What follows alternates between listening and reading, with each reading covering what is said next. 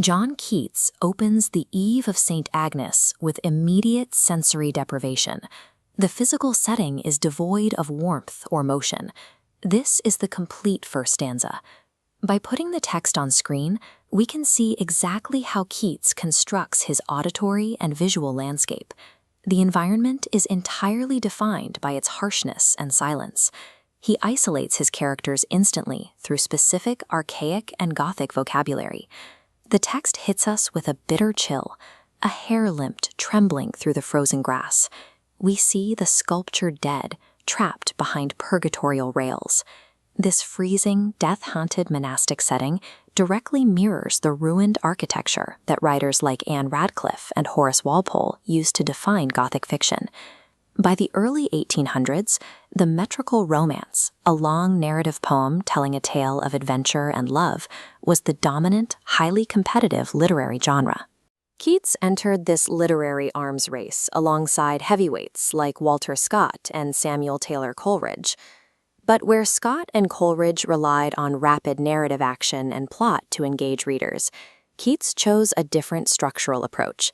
He stripped the plot to its barest elements, shifting the focus away from narrative momentum.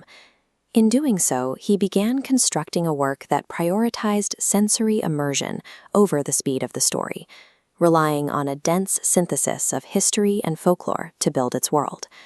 Here is stanza 6, which establishes the central premise of the poem's ritual. Keats outlines the exact mechanics of a superstition. To receive visions of their future husbands, young virgins are instructed to retire supperless to bed and couch supine on a specific midwinter night. Keats did not invent this ritual.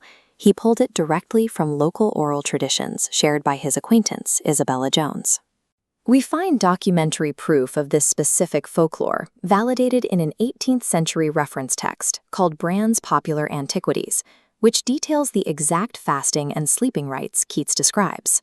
While the folklore provided the ritual, the structural plot of the poem, a lover sneaking into the hostile chamber of his desired, was lifted from the early prose work Il Figliuolo by the 14th century Italian writer Giovanni Boccaccio. Keats then cross-pollinated Boccaccio's narrative with the hostile family dynamics of Shakespeare's Romeo and Juliet and the voyeuristic chamber invasion of Shakespeare's Cymbeline. Through this process, Keats acts as an architectural compiler. He fuses disjointed fragments of European literature and local British superstition to construct a cohesive romantic framework.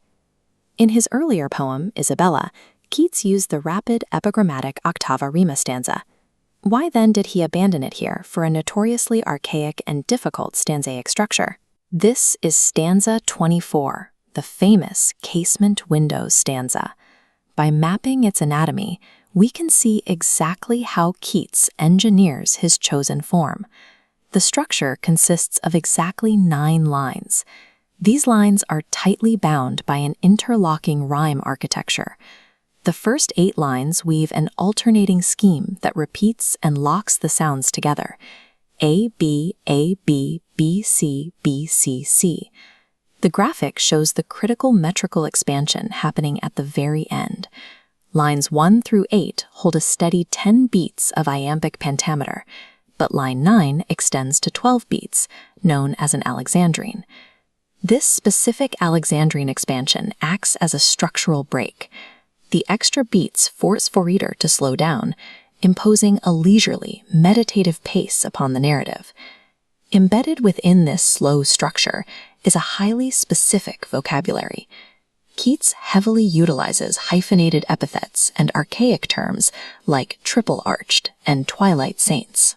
We can trace this vocabulary style back to the pseudo-Spenserian revival of the 18th century, particularly the influence of Mary Tighe's sentimental allegory, Psyche. But Keats separates himself from the imitators through his intense, direct reading of Edmund Spenser's original 16th century texts. This research allowed him to synthesize an archaic style that feels genuinely, rather than artificially, medieval. This archaic diction actively serves the narrative. It heightens the Gothic isolation and the sheer antiquity of the castle setting. The choice of the Spenserian stanza was a highly calculated engineering decision. Keats designed the poem's meter and vocabulary to slow down reading time, perfectly matching a romance built on anticipation and delay. Keats had intentionally constrained his narrative within this demanding structure, yet this focus on technical density over action met with a highly mixed reception in 1820 England. Contemporary critics were heavily biased toward action-heavy plotting. One unsigned 1820 review dismissed the work completely, complaining that it consisted merely of one scene. It took decades for the poem's lack of action to be recognized as a deliberate feature rather than a flaw. Its eventual rescue was championed largely by the artists of the Victorian pre-Raphaelite Brotherhood. Artists like John Everett Millais and Dante Gabriel Rossetti elevated the text specifically for its visual density and highly specific color cues. They recognized what later critics would define as poésie du vitrail, stained glass poetry. This intense pictorialism is the defining characteristic of the poem's aesthetic success. The specific heraldic colors mentioned in the text, warm gules, amethyst, and rosebloom, mapped directly onto the canvases of these Victorian painters. The poem operates as a continuous ekphrasis. It demands that the reader translates its dense textual data into an immediate visual and sensory experience. The Eve of St. Agnes endures because Keats successfully utilized archaic form and folklore to turn words into physical pictures. He uses this machinery to freeze a transient, warm romance eternally against a backdrop of bitter cold.